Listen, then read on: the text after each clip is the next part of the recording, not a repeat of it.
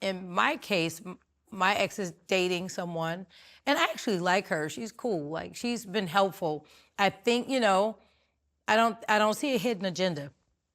I think there has to be, what I feel is that it just depends on how they got in the relationship too. Like if she's like a mistress turned wife, the respect level is different. You know what I mean? In this case, this was a clean, this woman that he's with, this is somebody that was not involved in our relationship.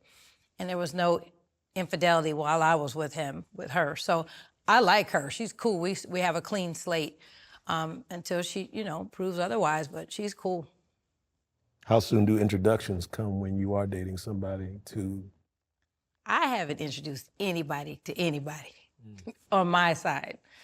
But I seem to have to meet everybody immediately. And I think one of the things that a lot of folk, we think about our kids like puppies or something, right? Oh, they'll get over it, or it doesn't matter to them. Yeah. And we just kind of like, we think we can just live our lives and they're not included.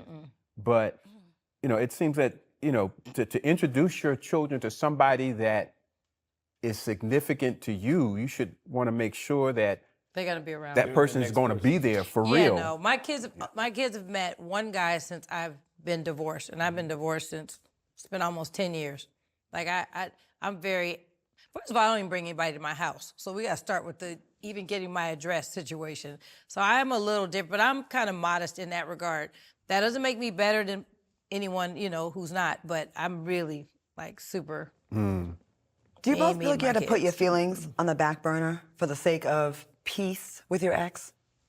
Like kind of like some of the things you really want to say, like I really want to, but you know what? I'm gonna take that back and just keep that to myself. I've been doing much better. Oh, here's a little secret for you, because this is what I used to do. I would just put the phone on mute and just cuss. Oh, say everything. So I would get it out. Oh, that was good. And then I would just unmute it, like, oh, so you were saying what again? So that's what I did to help me to get feelings out and get over stuff without it turning real nasty. Good idea. You mouth thing. Right. I know you didn't. Well, wait till I see I'm gonna slap you. Oh, that's good. Just put it on mute. Yeah, put it on mute, because it could go, and then it's kind of like, wait, are you listening to? I'm like, yep, I am. Do you hear the words coming out of my mouth? That mute button, though, that's what I did. I don't have to do that now. Like, if we was to argue now, I'd be like, why are we arguing? Like, yeah, we so past that. Yeah. Now we crack jokes. So we're back to, oh, that's so good. We back to cracking jokes. Look at you. Yeah. Look at God. Yeah. Won't he do it? Yeah. Do you allow your ex's current spouse or significant other to discipline your children? No, she doesn't discipline my kids. Not that I know of. They've never told me anything that would be sketchy, but. Yeah, no, I don't think. My kids ain't allowing nobody really to. Nobody's disciplining my kids, no. Not even me, huh? Yeah, it's real. No, my kids are, they're at the age where now you can just really talk to them, and you can probably guilt them into doing more what you want. There's no no physical discipline. Yeah, no.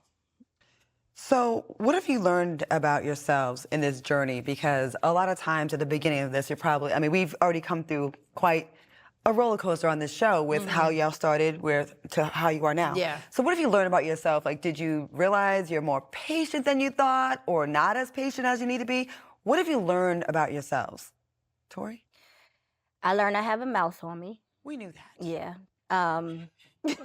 I've learned growth. I've learned that I need to not speak every time something comes to my head, to, relax.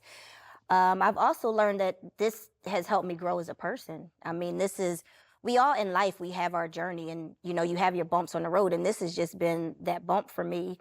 But I've learned that, in order to get to the next level, you do have to change certain things. And I've learned a lot about myself, and I have changed a lot. Do you feel like some of it was you? Oh, of course. I've always said I know it's a hard thing for yeah. people always say that women, especially Black women, we never apologize and we're never wrong. I hear that all the time. Really? So, I always take that's word on the street about us. Whether it's true or not is what I always hear. Like, to get a Black woman to apologize, it's like, it's some hard thing to do. I'll be quick to apologize, because for me, it feels like as soon as you apologize, it kind of takes it off of me anyway. Yeah. So I like apologizing, but I try not to do stuff that I have to always apologize, but if I did do something wrong, I do apologize. Has it always been that way? Not always. That's one of the things that I did have to learn too. And that came with, stepping it up and also going to therapy. Like even telling myself you need to go to therapy. Because that's a big step to even acknowledge that you need to go to therapy. So it sounds like all the negative things from this relationship just made you a better human being overall. Right. Yeah. It sucks, but it did. But it works. Yeah. Tameka, how about yourself? What did you learn about yourself with the... I learned the importance of remaining in a beautiful state. You have to remain in a beautiful state. I think you have two states of being. You can be in a beautiful state or a state of suffering. Suffering is when you dwell on something that you can't change, or, now I speak my mind and I let it go. I release things. Like, I don't stay mad. I'm never mad at anything or anyone for a long period of time. A lot of times I don't even remember what we were mad about. I'd be like, what were we arguing about? Well, let's go to lunch. That was us. Yeah, exactly. I don't stick to it because I'll be like, it was stupid to begin with. And life is really short. So you remain in a beautiful state. That's just where I am now. What would you tell your younger selves if you could give yourselves any type of relationship advice, family advice? What would you say? Don't major in the minors and remain in a beautiful state. So you have to let things go. You let things that you can't change, especially. You can't change anyone's perception of you. You can't change how a person feels. You have to remain in a beautiful state, remain a beautiful person, and have a positive outlook about things. Dope.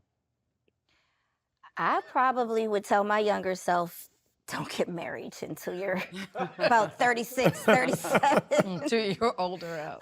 Yeah, because my parents, they got married young. They've been married 50-something years. They're still married. So in my mind, I was like, oh, that's me. I got to be like them. And, that's what I see. But I wasn't ready to be married. So I definitely... Marriage again? Would you do it again? I Will you do it again? don't know. I've been proposed to twice. How'd you just shut him down? Like, no. I don't know. You just say, get up, get up? Well, I mean, I got married young, so I feel like my 20s, I was robbed of my 20s. And so I'm kind of living my life reverse. I'm doing a lot of things now that I wish I would have done when I was younger, because I sacrificed for my ex-husband, then I had kids, I sacrificed for my kids. So now is my time. So I just don't see myself getting married anytime soon. That's real. Yeah. Tameka, you quiet. She want to get married again. No, I don't. You don't? Not really, no. I really enjoy my space. I would like a partner, like somebody that I would, serious with, I can spend time with, someone to travel with, but I can't imagine like living in the house with a person every day. Every day, He right. needs to travel or something Ugh. at least. Yeah.